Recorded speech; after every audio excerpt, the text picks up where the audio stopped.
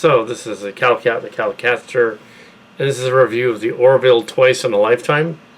In this episode, we get to go back to the future. We get to go to 2024 like Star Trek Picard did, and we get to do it better than Star Trek Picard did in just one episode. So this one and this one, we get to do Back to the Future twice in a lifetime. So we have the time device has been adjusted so that it can suck the sandwich in and out of the Back to the Future. The sandwich that I'm getting, egg salad sandwich. In engineering, they have the time device. I don't know why they still have the time device, but they have it. We have a California class ship, the California, that shows up to homage Lower Decks. We have captain of that ship, similar to Vasilian.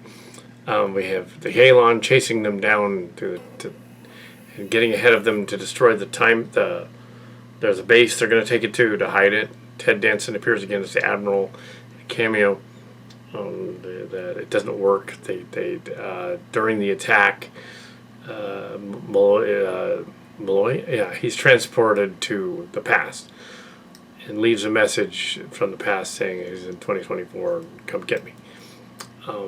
And the time coordinates are there, so they use the device to go back to the past, 2024, and try to rescue it. And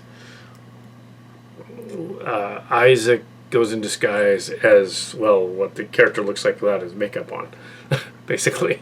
And they do the Terminator bit where they get the motorcycles. Isaac and the ensign go down there and they pretend like they're either brother and sister at the one place, at that bar, and they have to, biker bar, and then they have to have Isaac do arm wrestling.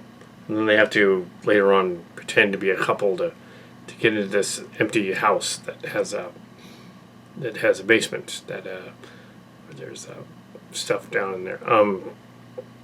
Ed and Kelly go to the pilot place and they find it's 10 years later. They arrive in 2024. They're supposed to go back to 2015.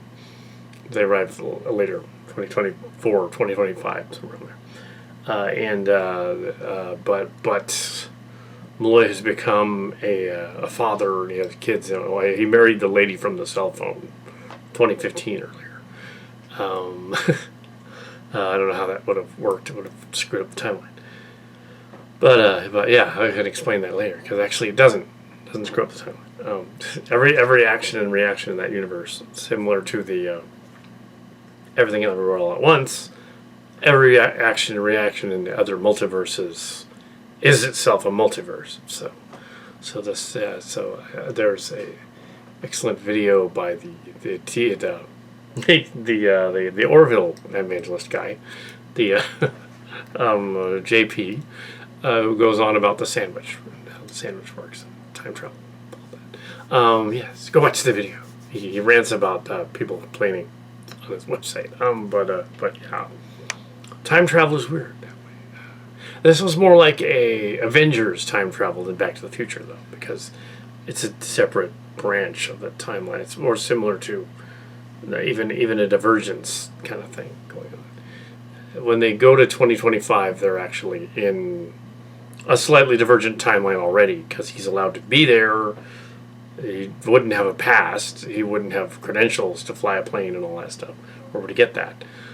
So clearly something has altered that time period to begin with, but it has not affected presence of 2024, 21 or 22, because it hasn't apparently hasn't affected it.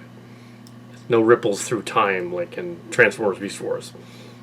No ripples through time like Back to the Future with them, or Rick and Morty with them disappearing. None of that, because it's a multiverse. So you have the time travel is weird. It gives Mark's cards a headache. But yes, so they and it's a showstopper if you do it wrong. This one did it kind of right. They needed to do that. They needed to bring it back from the other timeline. So he in effect creates in a way the Captain America in the Avengers Infinity War saga, he went back to yeah, to be with Carter in sort of a separate timeline. That's kind of what they're doing here. They're saying like, okay, and then he lived to be an old man and came back to our timeline as an old man. So that's kind of what's happening here, is that he's in his own timeline, so it's okay. Yeah. So he's in his own time. And I am reviewing the movie. And yes, and he's in his own timeline. And so they have to get him back, but he refuses. He wants to stay with his family. So they have to leave him and go back to before he sent the message to be rescued. Which changes the other. That is before he sent the message or just after he sent it. I think it's actually, JP's a little off. It's just after the message was sent that they think about it. And then they head toward a star that's mentioned in a... Oh, yeah. They mention a star from Cillian space in it, which is funny. Of course. I can't think of... it wasn't Persei. What was it? I don't recall which... So I guess it may have not been a Cillian star at all. It may have just been a star. They go into the star and then back, so they can get back to the future, 400, using the regular warp drive, which is a warp drive, using their quantum drive, which gets them back to the future, because it's a quantum drive. So if they have that anyway, they wouldn't need a time machine thing. So it's all based on the same tech. So, yeah, if you have a warp drive that goes faster than light, and the warp drive keeps the ship where it is so that time doesn't dilate. If they turned that off, time would dilate. 400 years go by. So they get back. It's the silly Trek get back. And the ship would be 400 years older, but the crew wouldn't. Well, the ship wouldn't, actually. It would be in its own bubble.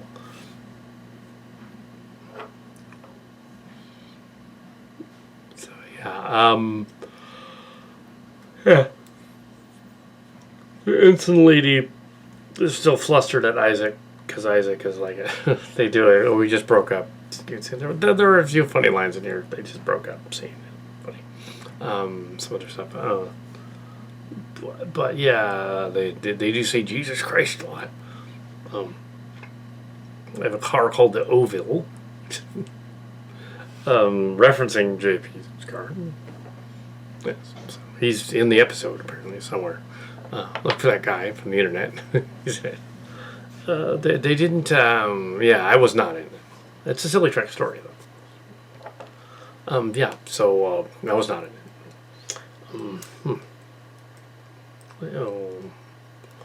The time travel is interesting. And it works because it's a one contained episode, similar parallels, and if all other timelines are similar, then it would have been a nice touch, but they probably cut it out to have, he recreated he went back for the girl that was on the cell phone from 2015, previous episode, to see was that one, and it would have been a nice touch to have him, when they're sitting there doing the captain and everybody, they rescue him and they explain it all, and they're going to have a drink, the captain and the first officer, everything's fine because he's rescued him from the past. It would have been a cool reference if they were looking at the to do kind of the neutral zone ending. This one part in the neutral zone that wasn't kind of ham-fisted and cheesy was that the frozen in time lady looked to see that her descendant looked a little like her ex-husband that had died a long time ago. And that would have been a nice touch if they'd done, because they did show him as an old man. So in that other universe, he did live to be an old man in that other universe. So that other universe actually exists in the Orville timeline. So he is actually there. So it didn't affect the timeline. The timelines converged, you see. It didn't affect the timeline.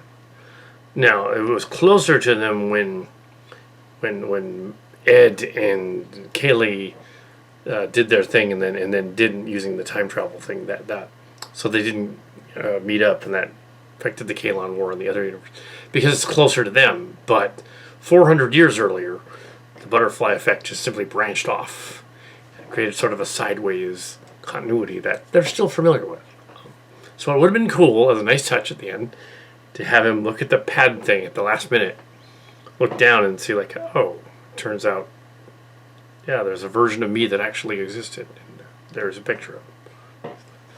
That would have been cool. I mean, like, oh, he was supposed to be there. And he stayed behind. So he was supposed to be there. Kind of like the Rio sending from Star Trek, Picard. Yeah.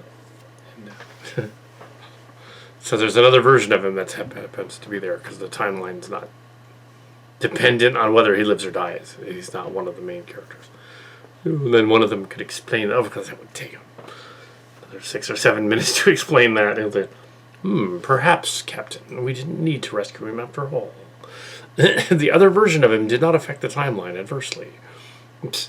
Their entire group was wiped out subsequently later.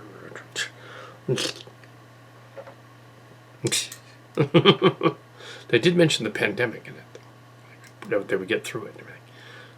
I'm sure the actress that played in the cell phone footage from the earlier one was not expecting to come back for season 3. Yeah, very silly Trek episode. But she got to come back. Anyway. But yeah. That would be a little creepy though, and a little weird.